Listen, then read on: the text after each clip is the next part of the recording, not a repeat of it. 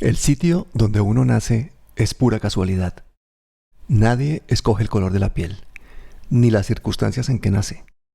Y en esa lotería que es la vida, cualquiera de nosotros podría ser un ejecutivo japonés, o una prostituta nigeriana, o un niño boliviano, el heredero más rico o el mendigo más pobre, el hijo de un dictador o el de un revolucionario. Esta verdad tan simple parece que es difícil de entender, y por eso el mundo está lleno de egoísmo, de guerras y de desigualdades, porque no nos reconocemos en el otro.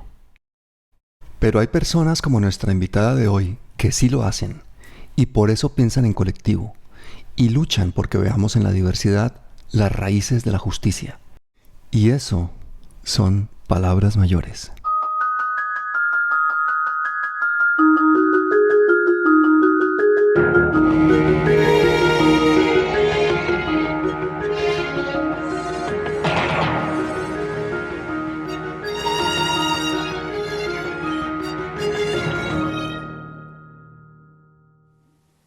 María José Pizarro, bienvenida.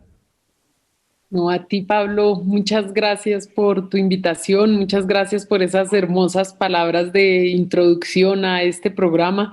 Y bueno, aquí estamos, sí, poniéndole el pecho al viento, intentando, como tú dices, construir esa Colombia que nos soñamos, esa Colombia a la altura de nuestros sueños. Representante a la Cámara por la primera coalición de izquierda en Colombia, copresidenta de la Comisión de Paz, una de las mujeres más influyentes de Colombia.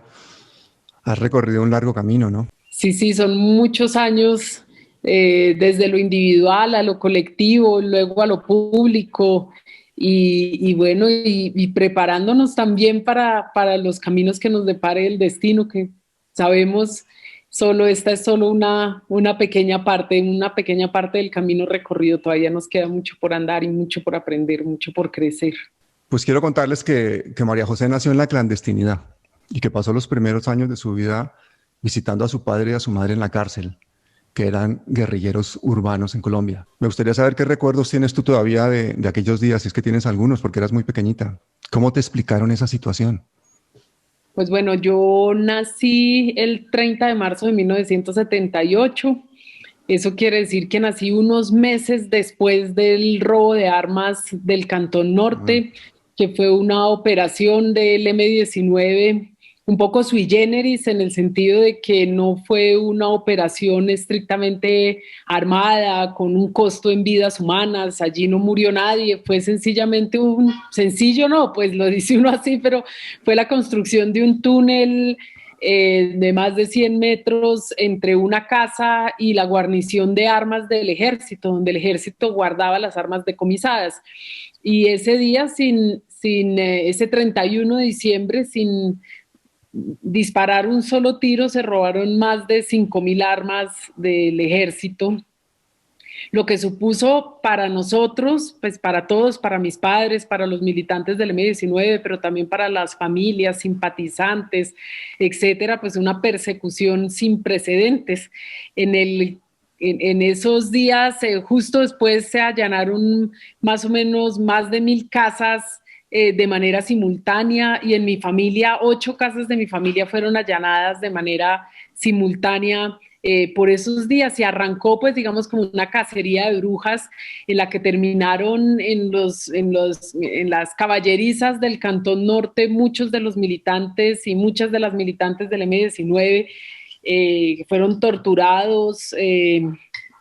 Allí en el Cantón Norte, pero también terminaron detenidos familiares, simpatizantes, niños y niñas que pasaron también por esta escuela o por este cantón militar. Esto pues supone un cambio total en nuestras vidas. Nosotros vivíamos en una casa, en un apartamento en el barrio Palermo. Yo era muy bebé. Todo esto es lo que cuenta mi hermana, que sí tiene más recuerdos que yo. Obviamente ella tenía 7 años en ese momento, y lo que sucede es que tienen mis padres que entrar en ese momento en la clandestinidad total, es decir, desaparecer. Mi madre llamó a una amiga de mi abuela, sabía que iban a allanar la casa, entonces salimos con lo que pudimos cargar, y mi madre le dijo a una amiga de mi abuela, voy a dejarle un par de zapatos. Pues el par de zapatos éramos nosotras.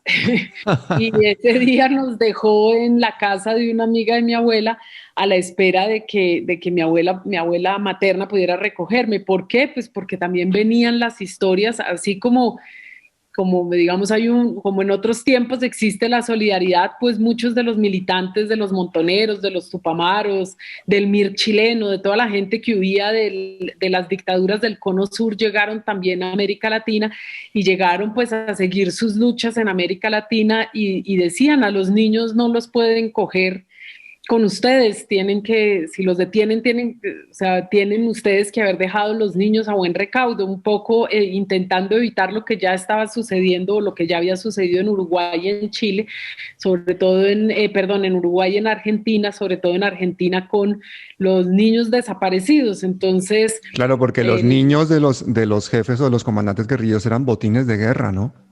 exactamente, entonces a nosotras nos dejan allí. Yo pues tengo muy pocos recuerdos, recuerdo una vez pues hacían allanamientos constantes, ¿no? A partir de ahí todo el tiempo allanaban la casa de mis abuelos, a mis abuelos se los llevaron al Cantón Norte, los tuvieron varios días, les dieron la casa por cárcel y mi papá, mi abuelo ni siquiera en ese momento se enteró de que mi padre y de que mi madre eran militantes del M-19, es decir, él no tenía ni idea. Les dieron la casa por cárcel y quedamos allí. Lo chistoso era que generalmente ponen a los militares abajo, fuera de la casa, pero a nosotros nos metieron los militares dentro de la casa, entonces nosotros teníamos un militar que estaba en el día y otro que estaba en la noche y Mm. dormían en el sofá de la casa. Al final pues terminó jugando cartas con nosotros, pues uno que hace con con un ¿Qué señor haces, ahí. Pues, amigo? Ese es el problema de exacto. los seres humanos. Cuando hablen hay empatía.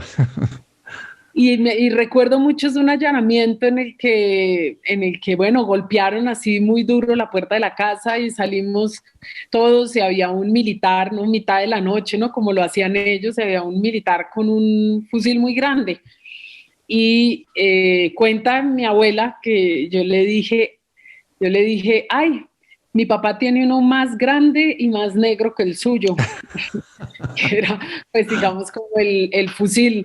Y entonces todo el mundo era, pues, intentando cómo dirigir a la niña para no enseñarle a decir mentiras, pero sí, pues decirle que ese tipo de cosas no se podían decir. Y así, pues digamos, fueron como esos primeritos años, los recuerdos que tengo y después ya es la ida a la cárcel, a mi papá los detienen Mm. en septiembre del 79 y a partir de allí pues nos tocó como muchos hijos de presos, ¿no? De personas que están detenidas, los menores solo pueden visitar a sus padres el primer domingo de cada mes, entonces durante 3 años yo solamente podía visitar a mi papá un domingo y cuando podíamos, el primer domingo de cada mes y cuando podíamos viajar a Bucaramanga, mi mamá estaba en la cárcel de mujeres de Bucaramanga, pues podíamos viajar a Bucaramanga a verla. Entonces tengo dos recuerdos que me gustaría terminar, pues digamos como con ellos dos. El primero es la entrada a la cárcel de La Picota, ¿no? Eh, que nos decían los guardianes de la cárcel que teníamos que hacernos por la mitad, caminar solo por la mitad porque pasabas por el frenocomio, que es el pabellón de los presos psiquiátricos, y entonces ellos se tiraban como a intentar cogerlo a uno.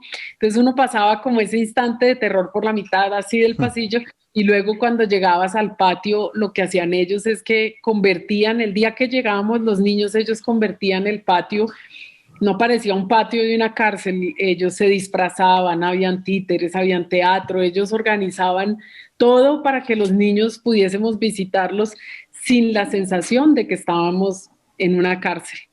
Y entonces me parecía pues como un ejercicio muy bonito de todos los presos políticos. Y una vez que fui a visitar a mi mamá, mi mamá está en una cárcel de monjas, no, me dejaron quedarme. Y el recuerdo que yo tengo era de una cama como con velos, ¿no? Como de princesa.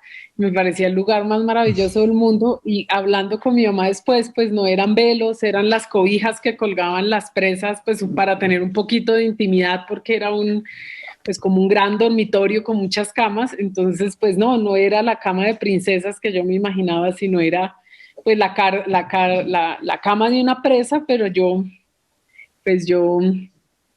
tengo como en medio de todo unos recuerdos muy bonitos porque creo que ellos hicieron de esos días, toda la familia nos acompañó de tal manera que logramos como vivirlo de una manera sana y como rodearnos de amor.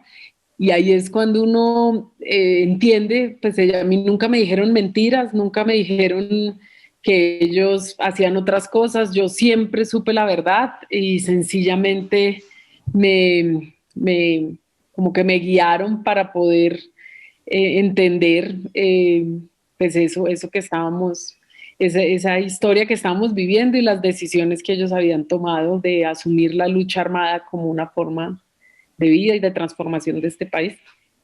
Qué difícil, ¿no? Ese equilibrio de intentar hacer feliz la niñez de sus hijas, por otra parte, en esa situación tan dura en que estaban ellos.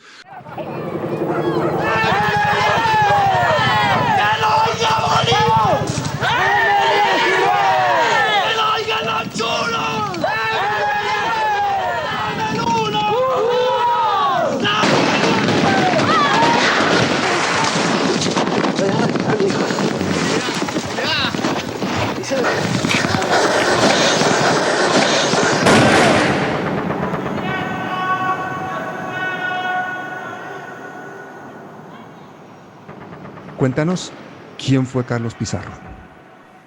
Pues bueno, yo creo que mi padre fue un rebelde integral. No solamente se rebeló a los privilegios de su cuna y de su casta, vamos a decirlo así. Mi abuelo era comandante general de las Fuerzas Armadas, fue digamos, delegado ante la Junta Interamericana de Defensa en Washington, es decir, hacía parte de la élite militar de este país y la familia, digamos, era una familia acomodada con privilegios. Entonces, la decisión de mi padre de dejar esos privilegios, él habría podido ser seguramente congresista o militar sencillamente de carrera, ¿no? Salir de la universidad e iniciar una vida política como lo hacen hoy muchos políticos, hijos de políticos en el país, ¿no? Hoy tenemos pues a los ya renombrados delfines, ¿no? Le Dauphin, en el sentido de que heredan el poder, pues él se revela a esa situación de privilegio y asume un camino completamente diferente. Yo creo que primero él se enamoró de Bolívar en el sentido no bolivariano del concepto bolivariano que tenemos hoy después de todas las interpretaciones que han hecho en Venezuela, en las series, en las novelas, etcétera, sino pues el Bolívar, el Bolívar de los libros, que era un hombre que en ese momento nadie reconocía. No era un líder reivindicado, vamos a decirlo así. Aquí pensábamos como siempre, ¿no? La oligarquía nuestra, la aristocracia nuestra, o se imaginaba a los líderes europeos o se imaginaba a los líderes norteamericanos, pero en ningún momento reivindicaba a los líderes latinoamericanos, es decir, a la propia historia. Entonces yo creo que ellos él por lo menos en un ejercicio pues muy de empezar a mirar hacia adentro, toma la decisión de armar la primera y única huelga que hubo en la Universidad Javeriana y lo expulsaron. Él va hacia la Universidad Nacional. Yo después de un ejercicio muy largo de más de 15 años de buscar pues un poco el rastro de mi padre, pues me di cuenta de que a las clases en la Nacional no iba mucho, con lo cual me imagino que estaba pues digamos en todo la efervescencia no ideológica de esos años en las universidades públicas del país, después del paro del 78 y del movimiento estudiantil del 78, y ahí ingresa a las FARC, pero nuevamente se revela porque las FARC no le parecieron el lugar ideológicamente ni la postura política de las FARC, pues, digamos, compaginaba con lo que él se imaginaba tal vez sería la lucha revolucionaria. Y ahí pues yo creo que aparece un hombre que logró transformar todo esto, que fue Jaime Bateman, y hay una anécdota muy bonita en que, pues digamos, mi padre dice, A nosotros nos enseñaron con todo este tema del guerrillero heroico a que teníamos que irnos a morir en cada combate. Y un día llegó Bateman y me dijo, no, pero ¿cuál irnos a morir? Nosotros lo que tenemos que hacer es gozarnos cada combate. Y es que vamos a gozarnos la revolución porque la revolución es una fiesta. Y empiezan un grupo de hombres y mujeres que venían, algunos de las FARC, otros de la ANAPO socialista, otros de distintas organizaciones sociales en el país, a reunirse y pensarse un movimiento guerrillero diferente. Entonces ahí yo, digamos, lo interpreto como el segundo momento de rebeldía porque se revela contra lo que se concebía era la lucha revolucionaria en el continente, un continente que en ese momento estaba marcado por los movimientos insurgentes, y habían movimientos insurgentes en todos los países de América Latina, en México, en Centroamérica, en Ecuador, Venezuela, Bolivia, Perú, Chile, Argentina, bueno, en fin, había una explosión de una generación que pensaba que por la vía de las armas podía transformar la sociedad. Esa generación en esa época, ¿qué otras opciones tenía para rebelarse? Porque la pregunta es, si tu padre viviera en esta época, ¿tú crees que volvería nuevamente a tomar las armas? Hoy en día que tenemos, No, por ejemplo, todas estas medios de comunicación y que podemos hacer otro tipo de activismo. No, yo creo que pues esa era una herencia de lo que se estaba viviendo en ese momento. Yo creo que ellos son hijos de la Guerra Fría, son hijos de un momento histórico. ¿Qué sucede? Pues nosotros teníamos una expresión de una generación que rompió con absolutamente todo, rompieron con la música a través del rock y a través de contar su historia a través de la música, todo el movimiento antiguerra norteamericano, todos los movimientos estudiantiles en América Latina, por ejemplo, perdón, en Europa. Entonces tenemos la primavera de Praga, el mayo francés, y en América Latina tuvo una expresión en concreto que fueron los movimientos guerrilleros latinoamericanos, y es una expresión del continente latinoamericano.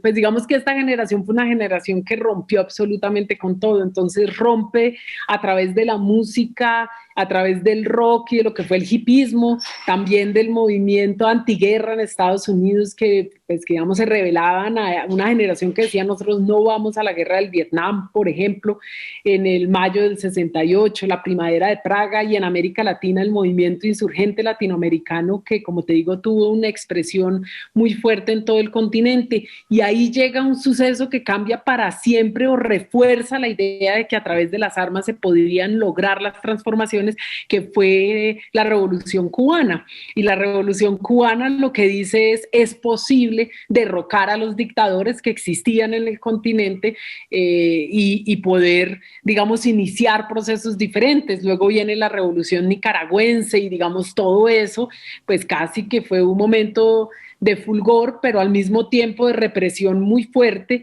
porque empieza pues la Operación Cóndor, que inicia con Allende y que luego se replica también en Argentina con la dictadura de la Junta Argentina, y en Uruguay, y empieza, digamos, ya un proceso de represión muy fuerte, y por lo tanto obligar a esa generación también de alguna manera a acantonarse en la lucha armada. Yo definitivamente creo que si hoy tuviésemos...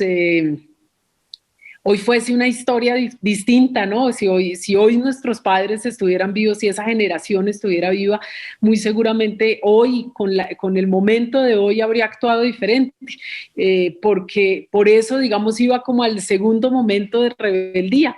Hay un momento en el que Carlos Pizarro se da cuenta, creo yo, después de toda una serie de sucesos y de lo que venía pasando en el mundo, de que la guerra era demasiado costosa en vidas humanas, de que la única forma de mantener los costos de la guerra seguramente era aliarse con el narcotráfico, y él da un giro total, y en vez de pensar que los carrotanques entrarían triunfantes a la Plaza de Bolívar, pues él decide firmar un acuerdo de paz, lo cual era inédito en el continente. Fue el primer acuerdo de paz que se firmó en el continente, y ahí era la expresión de un momento diferente.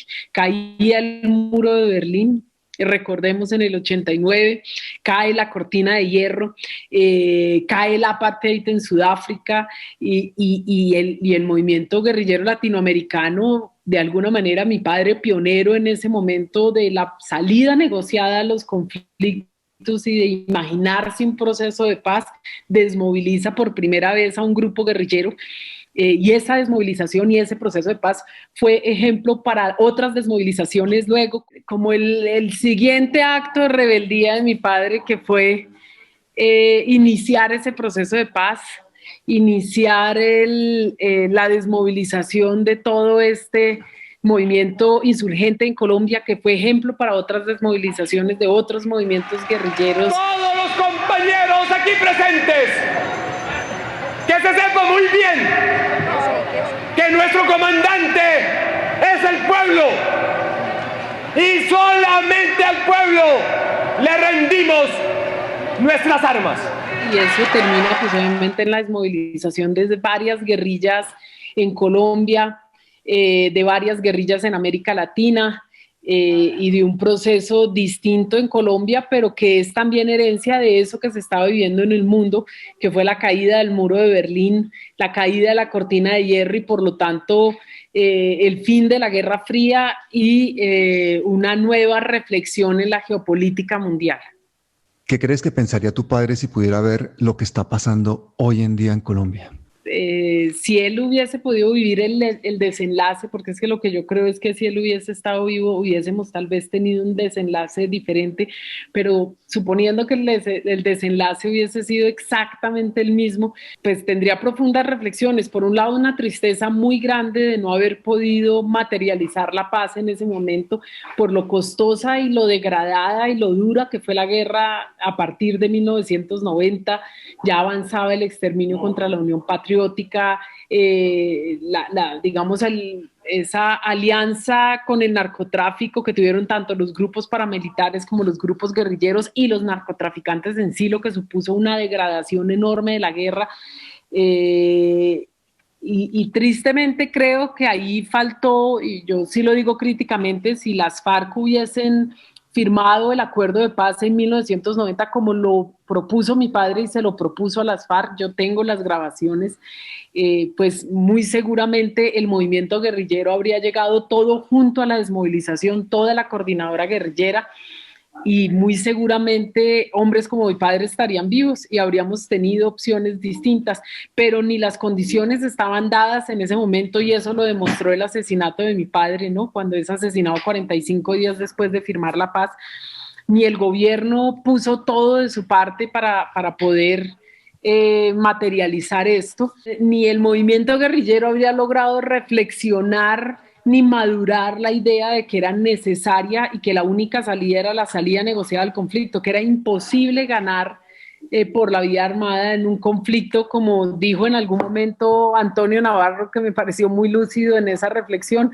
Dijo, es que nosotros nos dimos cuenta de que la retaguardia llegaba hasta Washington, y efectivamente es así, en términos militares, en términos de inversión bélica, definitivamente la retaguardia llegaba, como te digo, hasta Washington, y eso lo demostró el Plan Colombia y eso lo demostró toda la inversión que en términos militares hizo el gobierno norteamericano en Colombia. Porque es muy difícil hoy, en Colombia, al borde de la guerra civil, negarnos a dialogar y negarnos a encontrar la solución colombiana a nuestros propios conflictos. Y de alguna forma repetimos la historia, porque mira este gobierno nuevamente intentando romper los acuerdos de paz, acabar con la JEP. Yo esta mañana cuando pensé que te iba a entrevistar, me imaginé lo que estabas haciendo, me imaginé que te ibas para el Congreso, me imaginé cómo era tu llegada al Congreso y yo decía, bueno, ¿qué sentirá María José de llegar a un sitio en el que es oposición, en esa minoría, en esa falsa democracia en la que se ha convertido Colombia con un Estado autoritario, en el que se gobierna básicamente por decretos presidenciales y en el que la mayor parte de los proyectos que pasan los congresistas, los senadores de la oposición, pues no van a ver nunca la luz porque la mayoría los acaba? ¿Qué sientes tú? ¿Cómo mantienes esa resiliencia? ¿Qué crees qué valor tiene realmente esta resistencia que están haciendo ustedes desde la oposición? ¿No crees que de alguna forma es también una forma de legitimar ese autoritarismo del Estado, la presencia de ustedes en esas minorías allí? Pues yo creo que nosotros somos luchadores y tiene uno que tener tal vez unas condiciones humanas y elaborar toda una serie de reflexiones para que no se vuelva un paso amargo, porque uno no puede seguir luchando si está desanimado. Si sientes que no hay nada que hacer, pues apague y vámonos, ¿no? Entonces, uno siempre, primero te permite darte cuenta de muchas cosas, cómo funcionan ellos, cómo reflexionan, a entender que no es una cosa personal, es decir, que no puede entrar como en tu estructura eh, mental, en tu estructura como ser humano, ¿no? En tus valores, que no puedes llegar a la esencia de lo que eres tú, no puedes llegar a la médula. Tienes que tener tú la entereza de levantarte cada día y de poder seguir como en pie de lucha, ¿no? Ahí con la misma alegría y con la misma irreverencia. Aquí estamos, mujeres absolutamente empoderadas, que no tenemos miedo de decir las verdades y que no nos callamos así incomode. Y también llegaron nuevas generaciones, pero el acuerdo político que hay hoy no nos sirve, porque no nos representa, porque no representa ni nuestra voz, ni la voz de quienes vienen detrás. Y el próximo Congreso va a estar lleno de gente como nosotros. Claro que es desgastante en el sentido de que pues sabes que te puedes matar estudiando los proyectos de ley, construyendo propuestas, que finalmente no las van a aprobar porque no nos van a dar el éxito de ciertas cosas, a pesar de que en algunos casos sabemos que tenemos la razón, pero prima más la disputa política que las propuestas y que el país. Es decir, que tenemos que construir, lograr enamorar de tal manera a la población. En eso no hemos sido hábiles, o la izquierda, vamos a decir, el progresismo no ha sido hábil en el sentido de enamorar a la gente, ni hemos tenido, digamos, la capacidad de llegar a las mayorías. En algún momento nos alejamos. En algún momento dejamos de estar en los barrios, dejamos de trabajar con la gente. También, pues, no solamente dejamos, es que ellos tienen mucho más poder que nosotros. A nosotros nos han golpeado de mil maneras, han matado nuestra gente, han matado nuestros liderazgos. No hemos logrado que la siguiente generación de líderes pueda sobrevivir y que por lo tanto puedan madurar en el liderazgo. Yo, pues, pensaba cuando llegaba al Congreso de la República que cuando asesinaron a mi padre, él tenía 39 años. Yo llegué al Congreso con 40. Quiere decir que... Oye, por cierto, llegaste al Congreso casi con los mismos votos que llegó él a la alcaldía de sí, 75.000, ¿no? Qué cifra tan mágica. Sí, fue exactamente lo mismo y llegué casi a la misma edad, es decir, si a mi padre le hubiesen permitido ir, muy seguramente ese habría sido uno de los lugares que él habría ocupado en la política colombiana desde el Congreso de la República, pero no le permitieron hacer lo que hoy estoy haciendo yo. Y eso nos da luces de que en algo sí ha cambiado positivamente este país, de que sus vidas... de alguna manera sus luchas tuvieron pues, unas mínimas amplitudes en términos democráticos. El hecho de que tengamos una constitución, de que luego, por ejemplo, tuviéramos un acuerdo de paz que le dé unas garantías a la oposición, que era eso que no se había desarrollado en la constitución de 1991. En fin, votamos con un tarjetón. Estos días que estábamos votando el código electoral, el ex magistrado Armando Noboa me decía, Carlos Pizarro exigió en uno de los puntos de acuerdo con el gobierno nacional, era que Colombia votara con un tarjetón.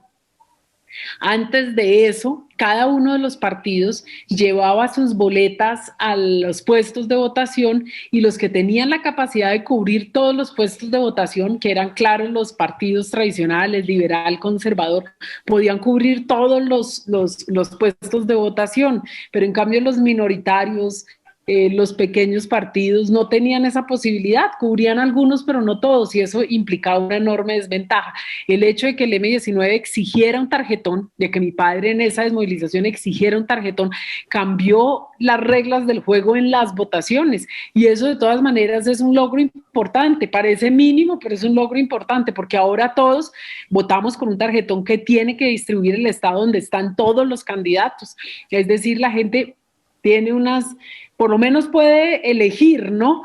Claro que es un eufemismo porque sabemos que hay unas lógicas clientelares detrás, porque sabemos que hay compra-venta de votos, porque sabemos que no existe una cultura política, que a la gente en los territorios alejados le queda prácticamente imposible salir a votar. Yo recuerdo que en la campaña presidencial estábamos ya recorriendo el país, yo ya como electa, y llegamos al Amazonas a hacer campaña para Gustavo Petro. Imagínate, llegué hasta el último rincón del mundo a hacer campaña para Gustavo Petro, y yo le pregunté a la gente cómo hacían para votar, y me dijeron, nosotros tenemos que ir a Leticia, y la lancha, el pasaje nos cuesta 180.000 pesos ida y vuelta. Nosotros no tenemos la posibilidad de ir a votar porque no tenemos el dinero, implica un gasto familiar que no nos podemos permitir gastar 180.000 pesos solo para ir a votar. Entonces eso implica unas enormes desigualdades. Sin embargo, en algo ha avanzado el país. Y yo creo que podemos seguir avanzando, y en ese creer está esa estructura moral que yo te digo, esa fuerza interior que tenemos que tener para no quedarnos en los capítulos negros, sino poder recoger las luces que a veces brillan, ¿no? Es como si se prendieran algunas velitas en el enorme océano, y podernos dirigir hacia esos faros para intentar, pues de alguna manera, mantenernos a flote. El Congreso es un escenario difícil, pero también es un escenario de muchísimos aprendizajes. Para mí ha sido maravilloso, yo tengo que decirlo, yo creo que es una de las etapas más bonitas de mi vida. Por un lado, porque encontré el afecto de muchas personas, porque he podido recorrer los territorios de este país, porque he podido encontrar luchadores y luchadoras parecidas, ¿sí? Con el mismo compromiso, las hay, y encuentra el amor en muchísimas cosas, en la gente que te rodea, en las calles, en el afecto de la gente, en el reconocimiento, y yo creo que uno tiene que anclarse más allí, a pesar de que el ejercicio de la política es un ejercicio duro, porque es la ausencia de la humanidad. Y eso yo creo que es lo que más duro me ha dado, que no puedes apelar a los valores humanos de la gente. Sin embargo, hay contadas excepciones donde encuentras valores humanos importantes en quienes están allí. La humanidad tiene que ocupar el espacio de la política, si no va a ser muy difícil. ¿Por qué se matan los colombianos entre ellos? Porque no somos capaces de construir interlocutores para la paz, porque tenemos una tradición de guerra civil sin infinita. La gente se atrinchera en posiciones muy propias, muy particulares, y de alguna manera desconocen que a su alrededor surgen nuevas fuerzas, surgen otras aspiraciones políticas, otros sueños, otros anhelos de carácter social. Somos una sociedad pluralista, muy mezclada en sus búsquedas, y que tenemos que reconocernos para poder encontrar una solución política al conflicto nacional. Por eso la paz no es una paz concertada, es una paz que empieza por construir un interlocutor para la paz. Es la nueva forma de hacer política que nosotros tenemos que posicionar definitivamente. Lo que tenemos que ser lo suficientemente autocríticos para entender que no todo lo estamos haciendo a la perfección, que no somos solamente unas víctimas en el asunto, y que tenemos muchísimo por hacer, que no todo está por fuera, también hay cosas que transformar por dentro. Yo creo que además si tenemos líderes como tú va a ser más fácil, María José, sinceramente. Sinceramente. Igual hay que seguir en el camino y hay que siempre cuestionarse. Y hay que por favor, sigue así, sigue sin parecerte un político, te lo ruego.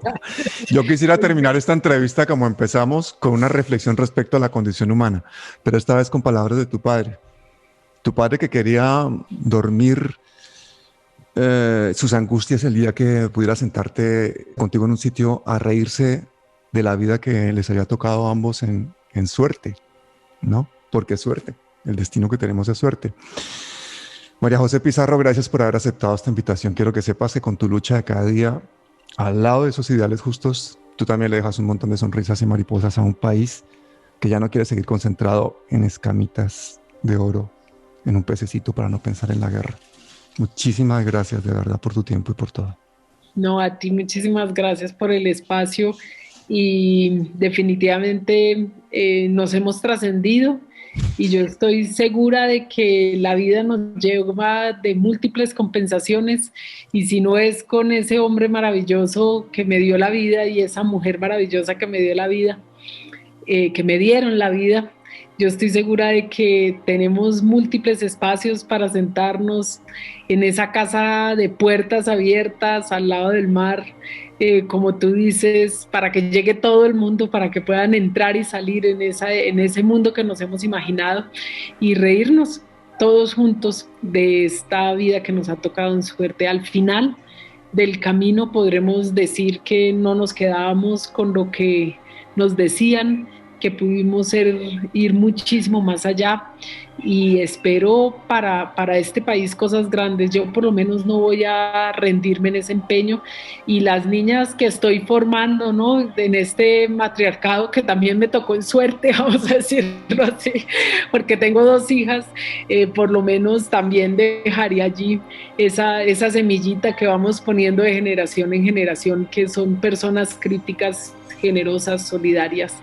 Y ojalá lo hagamos con muchos otros. No hablo solo de mis niñas, hablo de los niños y de las niñas, de nuestros hijos y de nuestras hijas, que de verdad son mucho más allá de aquellos que salen del vientre, son los que están todos los días en los barrios, en las veredas, soñándose un futuro diferente y esa es, por encima de todo, esa debe ser nuestra enorme responsabilidad, legarles un lugar distinto para que ellos puedan soñar.